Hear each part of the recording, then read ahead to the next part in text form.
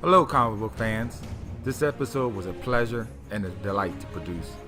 It stars, at the time, a little-known penciler by the name of Mark Silvestri, who totally blew us away when he co-founded Image Comics, creating titles such as Witchblade, The Darkness, and Cyberforce. But anyway, I digress.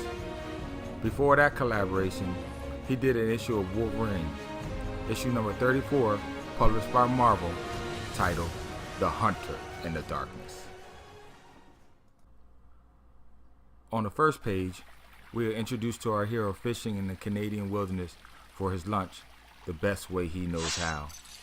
Content with the afternoon's catch, Logan wades towards the shore to devour his lunch when two Mounties park their Jeep and approach him. A little apprehensive seeing Wolverine just sitting there naked in the snow eating a fish raw, they approach him with a cocked barrel. Satisfied that he is not totally crazy, the younger constable named Morris flashes a poster in front of Logan, asking him if he has seen this man, explaining that the fugitive known as Athabascus Ike is wanted for murdering a bailiff at his own murder trial. He showed up at a town close to here, murdered a family, took their car, and is last seen in this general area. The mutant tracker sniffs the air, telling the Mounties that their criminal is headed over the mountain pass with a girl in tow. Not revealing the information of the hostage or the recent discovery of the broken down car nearby, the Mounties are impressed with Logan's knowledge of the escapee's whereabouts. The mutant tracker volunteers his help in capturing the fugitive. Eagerly, they accept. While driving, the older constable, Sergeant Doolin, tells a story about his past confrontations in these same mountains. Years ago, he shot a creature known only as the Hunter in Darkness. Most considered it a folklore, but he assured his younger compatriot that the legend is real. Meanwhile, further up the mountain pass, Ike is trekking through the woods with a young girl in tow. Threatening the girl that he would kill her if she slows him down, he happens to see the Mountie's Jeep headlights off in the distance. Quickly, he lowers the girl to the ground and mounts his rifle on her back to stable his shot.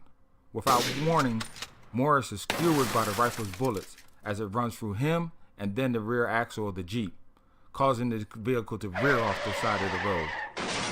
Swiftly, Logan gets Dolan out of the wreckage and gets him to safety, just in the nick of time. Seeking safety before the next shot, the two scramble behind a large stone. Logan informs Dolan that they are pinned down, since the sun is at the shooter's back and in their eyes. They will have to wait till nightfall. As the sun descends over the horizon, Logan changes his clothes into something more suitable to continue their hunt. While further up, Ike continues to lead the girl away from his pursuer, when suddenly a blood-curdling howl pierces the night sky.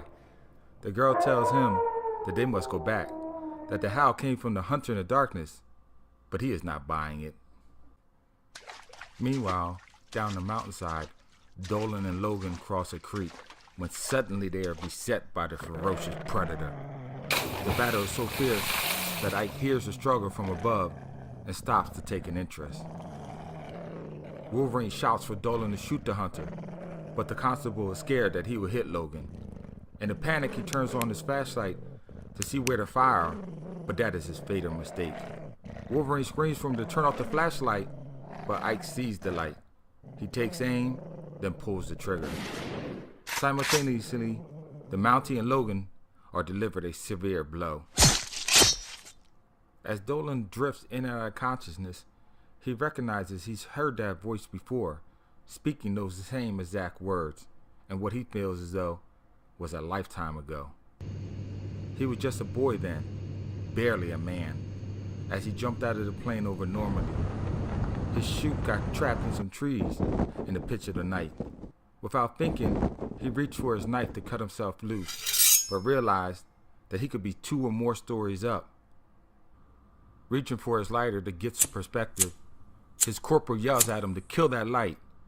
Seconds later, a flare shoots up into the night sky, illuminating the field in front of him. Their location is revealed to the German troops as they come rushing towards him, when out of nowhere, his corporal, all by himself with only a knife in hand, meets them on the field of battle. It is here that Dolan totally loses consciousness. The hunter in darkness, momentarily triumphant over his prey, licks his claws before continuing his attack. The blood instantly causes a flashback to a time when he had first tasted it.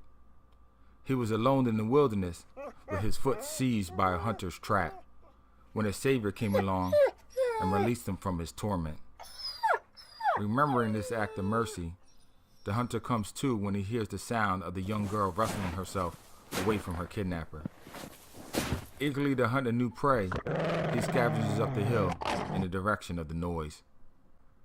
Recovering awareness, Dolan sees Logan lurching away, and he automatically recognizes the posture as the figure he shot long ago.